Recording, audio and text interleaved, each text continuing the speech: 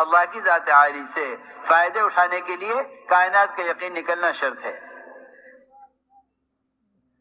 اللہ کی ذات عالی سے فائدے اٹھانے کے لیے کائنات کا یقین نکلنا شرط ہے.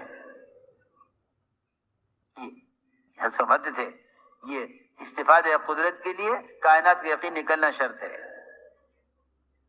کیونکہ اگر دلوں میں یقین نقشوں کا ہے تو یہ اللہ کو نقشے بنا کر پیش کرے گا. اگر دلوں میں یقین نقشوں کا ہے اللہ کو نقشے بنا کر پیش کرے گا. اس زمانے میں مسلمانوں کو سب سے بڑا دھوکہ یہ لگا ہے کہ اللہ نے کائنات کا نظام بنا دیا ہے، اس کائنات کے نظام کے مطابق مسائل حل ہوں گے. نہیں، ایسا نہیں ہے، ایسا نہیں ہے. بلکہ اللہ کی قدرت وعدوں کے ساتھ ہے، وعدے حکموں کے ساتھ ہے. اسباب کے ساتھ قدرت بھی نہیں ہے، وعدہ بھی نہیں ہے. قدرت بھی نہیں، وعدہ بھی نہیں. اللہ کی قدرت وعدوں کے ساتھ ہے اور وعدے حکموں کے ساتھ ہے. اسباب کے ساتھ قدرت بھی نہیں ہے، وعدہ بھی نہیں ہے. اس لیے سب سے بڑی چیز، سب سے بڑی قوت اللہ کے ساتھ گمان ٹھیک کر لینا ہے. اللہ کے ساتھ گمان ٹھیک کر لینا ہے. کیونکہ اللہ نے فرمایا میں اپنے بندے کے گمان کے اعتبار سے معاملہ کروں گا. اس لیے یاد رکھو، ایمان والے اور بغیر ایمان والے ان دونوں کے درمیان مقابلہ ہوگا. مومن کی نظر خبر پر ہوگی اور غیر مومن کی نظر کائنات کے نقشوں پر ہوگی. عجیب بات ہے، خبر نظر کا مقابلہ ہوگا. خبر نظر کا مقابلہ ہوگا. خبر یقینی ہے، نظر غیر یقینی ہے. اللہ رب العزت اپنے بندوں کے ساتھ معاملہ وہ کریں گے جو بندے اپنے رب کے ساتھ گمان رکھیں گے. ایک آدمی نے آ کر کہا ابو درداء آپ کا مکان جل گیا ہے. فرمایا نہیں، غلط کہہ رہے ہو. دوسرا آیا، ابو درداء کہا ہو مکان جل رہا ہے. فرمایا نہیں، غلط کہہ رہے ہو. تیسرا آیا، ابو درداء کہا ہو مکان جل رہا ہے. فرمایا غلط کہہ رہے ہو. میں کیسے یقین کر لوں؟ تمہاری خبر کا اور تمہاری بات کا یقین کرنا میرے مکان کو جلا دے گا اور تمہاری بات کا انکار کرنا میرے مکان کو بچا لے گا. اصل بات یہ تھی. اگر میں تمہاری بات کا یقین کر لوں تو میں اللہ کی ذات سے فائدہ نہیں اٹھا سکتا.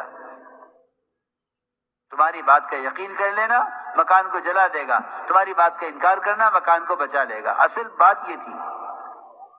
اس واقعے سے سکھلانا یہی تھا کہ ابو درداء مکان جل رہا کہ نہیں، اللہ نہیں جلائیں گے.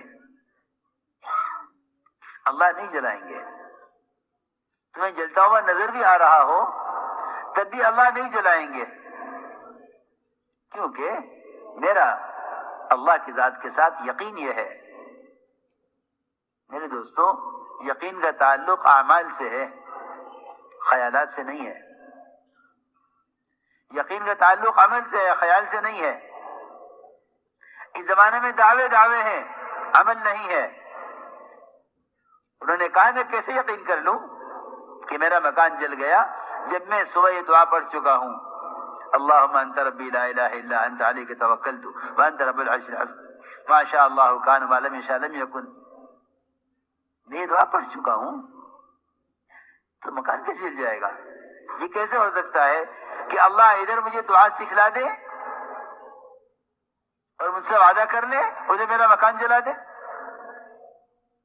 اتنی بات تو کوئی شخص کسی مخلوق کے بارے میں برداشت نہیں کر سکتا کہ آپ مجھ سے وعدہ کر لیں پھر کام نہ کریں.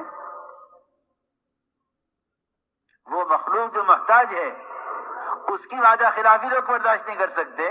وہ خالق جو قادر ہے،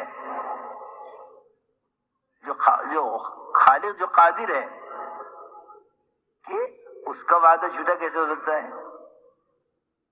وہ مخلوق جو محتاج ہے، لوگ ان کے وعدے یاد دلاتے ہیں ان کو آپ نے وعدہ کیا تھا، آپ نے وعدہ کیا تھا، آپ وعدہ خلافی کر رہے ہیں۔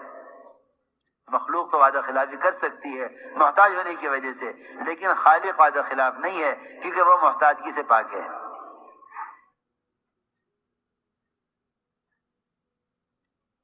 تین آدمی آ کر کہہ رہے مکان جل گیا، یہ ماننے کو تیار نہیں۔ ایک آدمی آ کر کہ ہاں ابو درداء مکان آگ لگی تھی لیکن تمہارے مکان پر آ کر بجھ گئی۔ کیوں بجھ گئی؟ بس میں شروع سے کہہ رہا ہوں کہ جو حالات پیش آتے ہیں لوگ کہتے ہیں اتفاق سے ہو گیا، کہ اتفاق کوئی چیز نہیں ہے، اللہ کے کرنے سے ہوتا ہے، لیکن اللہ کی ذات سے ہونے کے لیے دو چیزیں اصل ہیں، ایک یقین دوسرے عمل، ایک یقین دوسرے عمل۔ جی ہاں، اس لیے کہ عمل کے بغیر اگر امید کر رہا ہے، عمل کے بغیر امید کر رہا ہے تو یہ جھوٹا ہے، یہ جھوٹا ہے۔ یہ اگر امید کر رہا ہے عمل کے بغیر تو جھوٹا ہے، اس لیے کہ حدیث میں عاجز فرمایا اس شخص کو جو بڑی بڑی اللہ سے امیدیں باندھ لے، اللہ یوں کریں گے، اللہ یوں کریں گے، اللہ یوں کریں گے، اللہ سے بڑی بڑی امیدیں باندھ لے اور اپنے نفس کا تابع ہو کر چلے، اللہ سے بڑی بڑی امیدیں باندھ لے، فرمایا کہ یہ عاجز ہے، یہ عاجز ہے۔ من اتبع نفسه هواها وتمنى على الله الامانی، اللہ سے امیدیں باندھے ہوئے ہے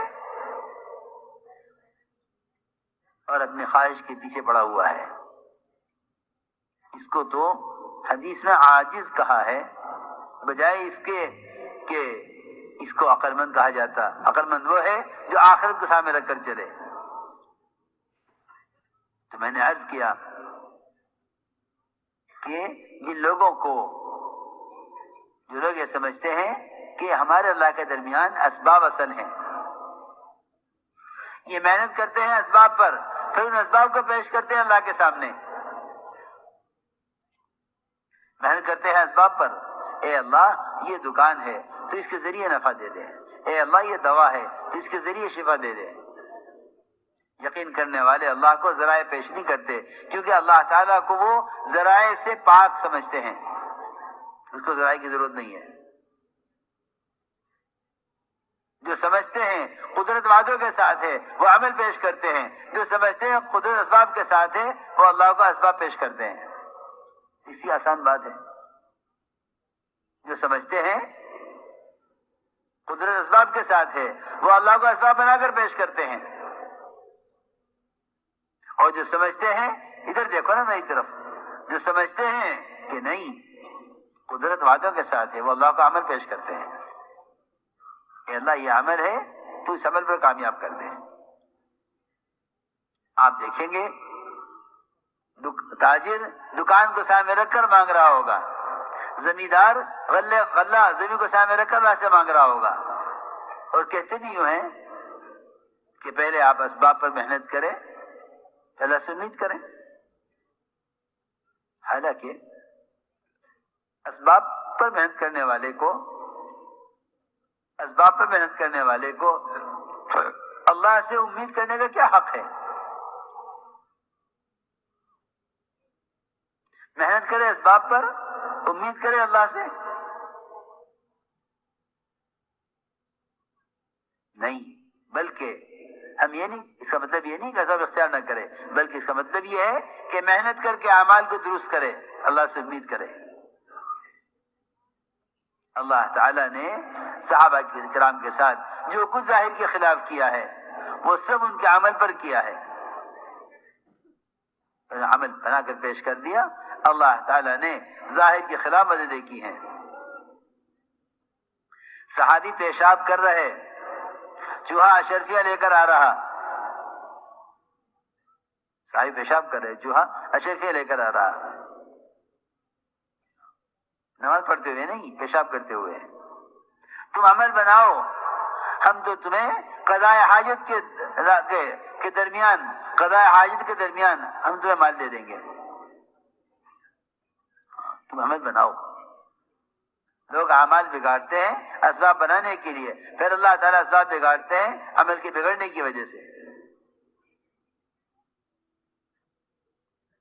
اس لیے میرے دوستو عزیزوں، سب سے بنیادی بات یہ ہے کہ اللہ کو بجائے اسباب پیش کرنے کے عمل پیش کرو.